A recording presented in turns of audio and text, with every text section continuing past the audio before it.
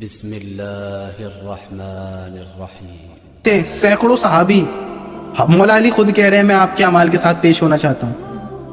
وہ خود کہہ رہے ہیں کہ ایسی پرسنالٹی ہوگی. جب دفینہ ہو رہا ہے تو کہہ رہے تھے مولا علی کہ عمر مجھے پتا تھا تو یہیں آئے گا.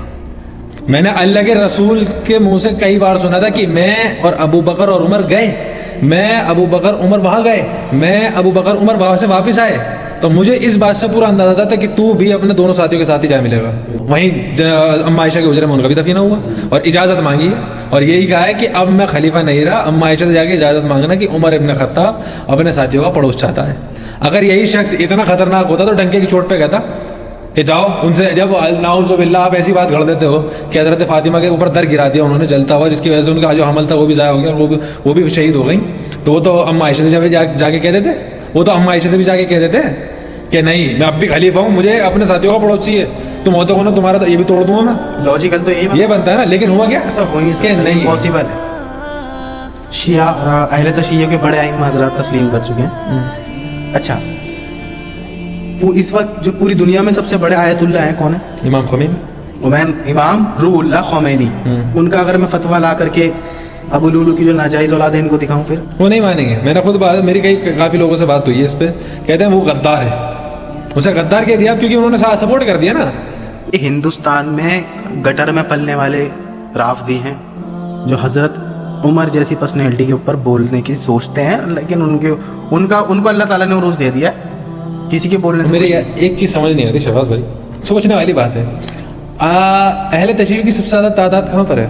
عراق میں. ایران یا عراق؟ یہ فتح کس نے کرا تھا؟ کس کی خلافت میں فتح ہوا ہے؟ حضرت عمر. تو یہ تو انہیں وہاں سے نکل جانا چاہیے یا پھر انہیں خود پہ لعنت ڈالنی چاہیے.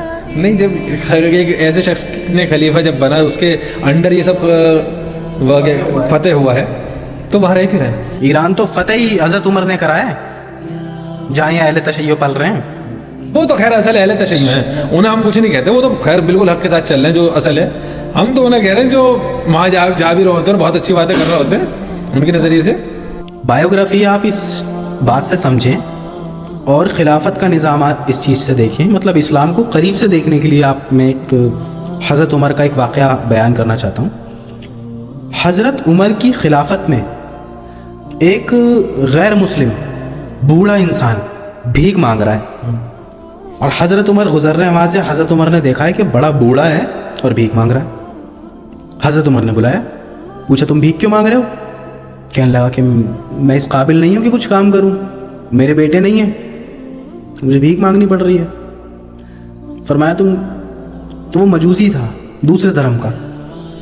حضرت عمر نے فرمایا یہ تو بہت بڑا ظلم ہے کہ جب تم جوان تھے تم نے سرکار کے لیے کام کیا، گورنمنٹ کو ٹیکس دیا، اور آج جب تم بوڑھے ہو گئے ہو تو گورنمنٹ نے تمہیں چھوڑ دیا. میں خلیفہ ہوں یہاں کا، میں کہتا ہوں تم سے. سسٹم کو بلوایا، کہا کہ اس کا وظیفہ مقرر کرو نان مسلم کے لیے. سوچ کے دیکھیں آپ، اس سے پتہ چلتا ہے اسلام کیا ہے اور اس سے پتہ چلتا ہے عمر بن خطاب کیا ہے کہ نان مسلم کے لیے اتنی ہمدردی، بوڑھے کے لیے اتنی ہمدردی رکھتے ہیں. اسلام ریلیجن کو کبھی ٹریگر نہیں کرتا. اسلام تو اپنا غلبہ کہتا ہے، آنکھ کے بدلے آنکھ، موت کے بدلے موت. ابھی کیا ہوا ہے آپ دیکھیں، پونے میں کیا ہوا ہے، ایک عورت نے اپنے 7 سال کے بچے کو قتل کر دیا اپنی فرینڈ کے ساتھ مل کے. کیوں؟ LGBT. وہ لیزبین تھی، وہ اپنی فرینڈ کے ساتھ کچھ فزیکل کچھ استغفر اللہ کچھ ایسا کر رہی تھی کہ اس کے بیٹے نے دیکھ لیا تو اس نے سوچا اب یہ بتا دے گا میرے ہسبینڈ کو کہ میں نارمل وومن نہیں ہوں. LGBT اس طریقے سے پھیل رہا ہے. جہاں اسلام نہیں ہوگا وہاں یہی سب ہوگا. ڈارک ویب سائٹ پہ آپ دیکھ رہے ہیں کیا سب ہو رہا ہے. کون لوگ ہوتے ہیں وہ؟ ان کی ماں باپ فیملی نہیں ہوتی. ہاں نہیں ہوتی. اسلام آپ کو سکھائے گا نکاح کرو، اپنی بیوی کا ذمہ داری اٹھاؤ، اپنی ماں کے ساتھ حسن سلوک کرو. یہ خلافت کا سسٹم دے گا آپ کو. موت کے بدلے موت. آپ کو ڈر ہوگا کہ میں کسی کو مار نہ دوں، مجھے بھی مار دیا جائے گا. میں چوری نہ کر لوں، میرے ہاتھ کاٹ دیے جائیں گے.